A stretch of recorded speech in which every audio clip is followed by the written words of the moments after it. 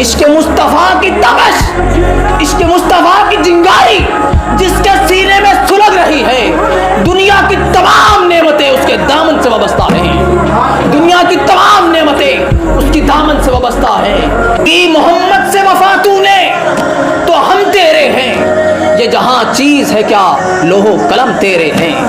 اور وجدانی کیفیت میں، ایک وجدان کی کیفیت میں زاروں قطار آنسو بہاتے ہوئے، قلم روا دوا کرتے ہوئے فرمانے لگے، ہو نہ یہ پھول تو کلیوں کا تبسم بھی نہ ہو، چمن دہر میں بلبل کا ترنم بھی نہ ہو نہ یہ ساقی تو پھر میں بھی نہ ہو، تم بھی نہ ہو، بس میں توحید بھی دنیا میں نہ ہو، تم بھی نہ ہو۔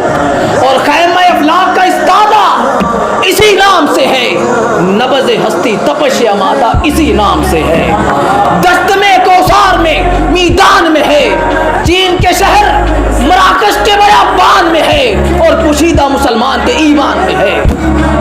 عشق مصطفیٰ کی تبش، عشق مصطفیٰ کی جنگاری جس کے سینے میں سلگ رہی ہے، دنیا کی تمام نعمتیں اس کے دامن سے وابستہ ہیں، دنیا کی تمام نعمتیں اس کی دامن سے وابستہ ہیں۔ تو یہ عاشق ایسے نہیں بن گئے، حضور سے عشق فقط وہی کرتا ہے جس کو مصطفیٰ چن لیتے ہیں، جس کو مصطفیٰ چن لیتے ہیں۔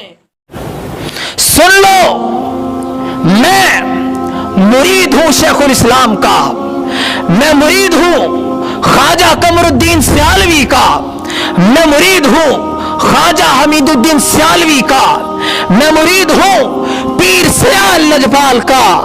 ایسا ہو نہیں سکتا کہ مرید پیر سیال کا ہو اور علم سے کورا ہو۔ اللہ کے فضل و کرم اور اس کی عنایت سے بندہ ناچیز نے جب یہ حالات دیکھے کہ کبھی سویڈن میں قرآن کی گستاخی کی جا رہی ہے، کبھی ہالینڈ میں قرآن کو جلایا جا رہا ہے، قرآن کی بے حرمتی کر رہا ہے، بندہ ناچیز نے ایک رسالہ تحریر کیا اور اس دن سے یہ مہم چلا دی کہ میں مرتے دم تک قرآن مجید کے پیغام کو عام کروں گا۔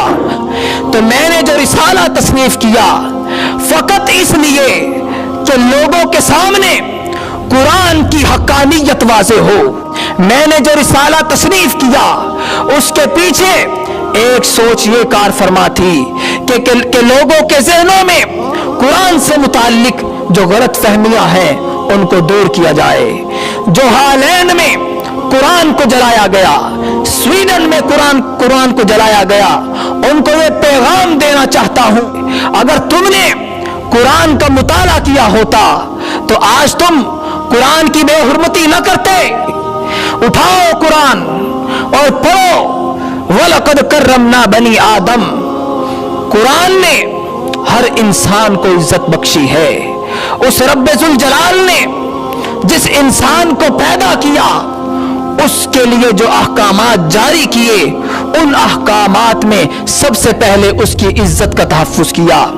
اے قرآن کو جلانے والوں، سن لو، تمہیں خبر نہیں کہ قرآن تمہاری عزت کا تحفظ کرتا ہے، تمہیں خبر نہیں کہ قرآن تمہارے مال کا تحفظ کرتا ہے، تمہیں خبر نہیں کہ قرآن تمہاری جان کا تحفظ کرتا ہے۔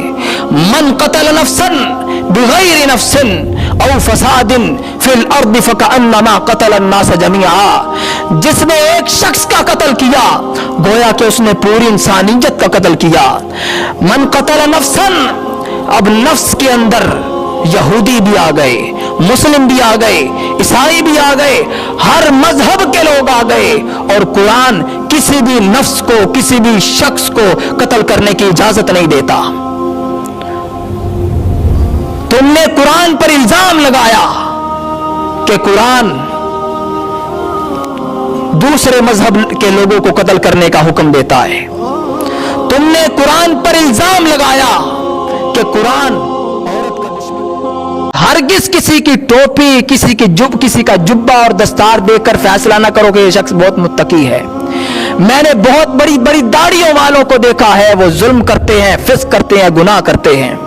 میں نے بہت سے حاجیوں کو دیکھا ہے، وہ دوسروں کے حق کھا جاتے ہیں۔ میں نے بہت سے وضاقتہ رکھنے والے لوگوں کو دیکھا ہے کہ وہ نشہ کرتے ہیں.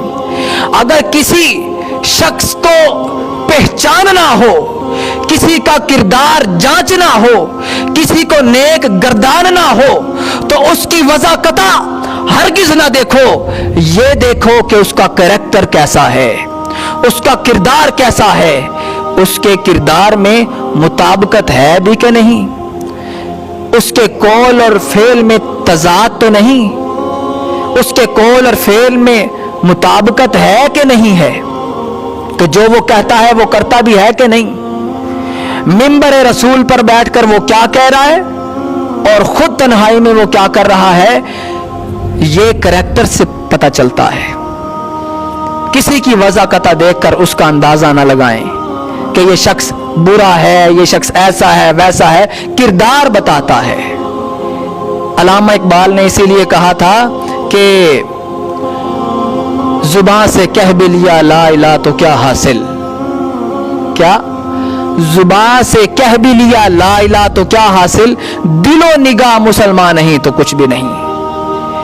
اگر نگاہوں میں شرم حیا نہیں تو مسلمانیت کی معراج کو نہیں پہنچے, تم تقویٰ کی معراج کو نہیں پہنچے.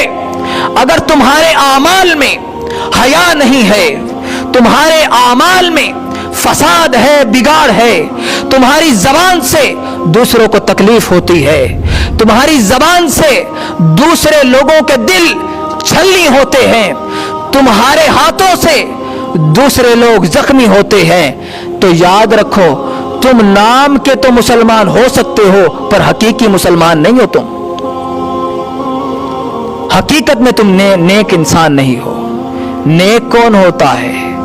جس کا کردار صاف ستھرا ہو, جس کے ہاتھ سے دوسرے لوگ محفوظ ہوں, جس کے اعضاء سے دوسرے لوگ محفوظ ہوں, جو کسی کی غیبت نہ کرے, جو کسی کی چغلی نہ کرے, جو کسی پر الزام تراشی نہ کرے.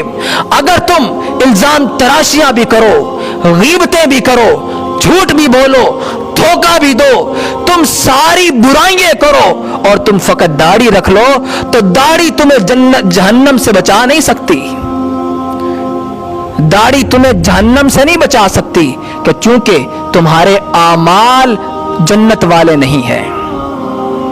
تم جہنمیوں جیسے اعمال کرو اور جنتیوں جیسا لباس پہنو, یہ تو اسلام سے منافقت ہے. تو اسلام نے وضاقتہ پر اتنا زور نہیں دیا جتنا کہ کردار پر زور دیا ہے. اپنا کردار بنائیں. میں بہت گناہگار شخص ہوں, میں جو باتیں کر رہا ہوں, لیکن میں جس حد تک ممکن ہو میں کوشش کرتا ہوں کہ مجھ سے کوئی ایسا فعل صادر نہ ہو کہ جس سے دوسرے انسان کو دکھ ہو یا تکلیف ہو. اچھا, میں یہ سمجھتا ہوں کہ آج کے دور میں اچھا انسان بننا ضروری ہے. ولی, کتب, ابدال, خدا کے واسطے ان باتوں کو چھوڑ دیں. ولی, کتب, ابدال, غوث کے مراتب پانا تو بڑی دور کی بات ہے. ہم اچھے انسان بن جائیں, ہمارے لیے آج کے دور میں یہی کافی ہے. ہم انسانوں کو کتنی تکلیفیں پہنچاتے ہیں اپنی زبان سے, اپنے اعضاء سے. ہمیں بس یہ سیکھنا ہے. میں کہتا ہوں آپ کے ہاتھ, ہمارے ہاتھ اور ہماری زبان سے کسی کو تکلیف نہ ہو. ہمارے ہاتھوں سے اور ہماری زبان سے اپنی اولادوں کو یہ میسج روزانہ دینا ہے کہ بیٹا تمہارے ہاتھوں سے اور تمہاری زبان سے کبھی کسی شخص کا دل نہ دکھے.